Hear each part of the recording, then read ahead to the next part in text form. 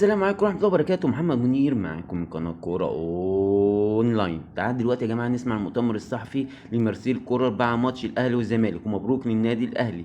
وتعال نشوف كلامه مهم جدا جدا جدا. متنسوش معانا اللايك والاشتراك.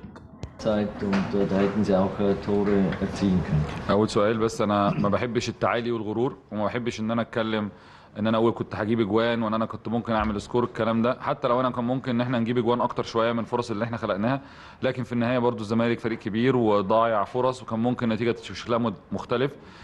فانا ما بحبش ان انا اتعامل مع الامور بالتعالي ده. النتيجه في الاخر ماتش نتيجته كبيره، وده كافي بالنسبه لنا. Die zweite Teil der Frage über die Chancen, die die Spieler nachher, also die Ja, in den das nächsten. ist, wir müssen das anschauen. Ich muss das Viel.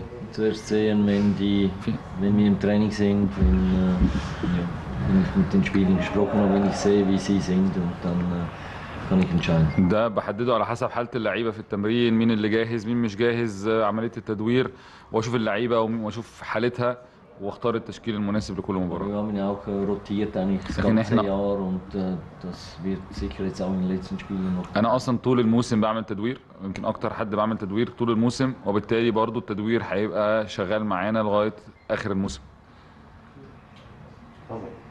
عبد الله، لاحظنا في الشوط الاول كان لعيبه الزمالك عندها صعوبه في الصعود بالكره. شفنا لعيبه الاهلي بشكل مستمر في الاول بتضغط بالكره، بتضغط على لعيبه الزمالك. قدروا ان هم يستخلصوا الكره اكثر من مره، وشفنا الشوط الاول حصل فيها هجمات كثيره جدا وفرص كثيره من النادي الاهلي. ايه سبب حدوث فجوه في اول نص ساعه في الشوط الثاني قبل استعاده ضغط الكره من اخر ربع ساعه؟ سبب حدوث الفجوه ده في بدايه الشوط الثاني اللي ادت لعيبه الزمالك تقدر تطلع بالكره، وكان تاخر الضغط على لعيبه الزمالك. In der ersten Halbzeit hat der Ahly dann Hochpressing gemacht, hat den Ball auch dann ganz oft von den Spielern von Zamalek gewonnen. Die haben zu viele Fehler gemacht, man hat die gezwungen. Als Ahly mit dem Hochpressing, konzentriertes Pressing, hat man den Ball zu oft genommen und auch dann viele Chancen kreiert dadurch. In der zweiten Halbzeit dann die ersten 30 Minuten. In der ersten Halbzeit war es nicht so. Plötzlich dann konnte Zamalek den Ballbesitz haben, konnte mit dem Spielaufbau auch ohne Probleme aufbauen und mit dem Ball rausgehen, im Gegensatz zu der ersten Halbzeit, bis Al-Ahly dann die letzten 15 Minuten wieder die Kontrolle gehabt hat. Was ist der Grund für diese 30 Minuten, dass Al-Ahly dann den Aufbau von Zamalek ermöglicht hat? Ja, weil wir natürlich nicht mehr ganz hoch gepresst haben. Ne? Also das war jetzt auch nicht das Ziel.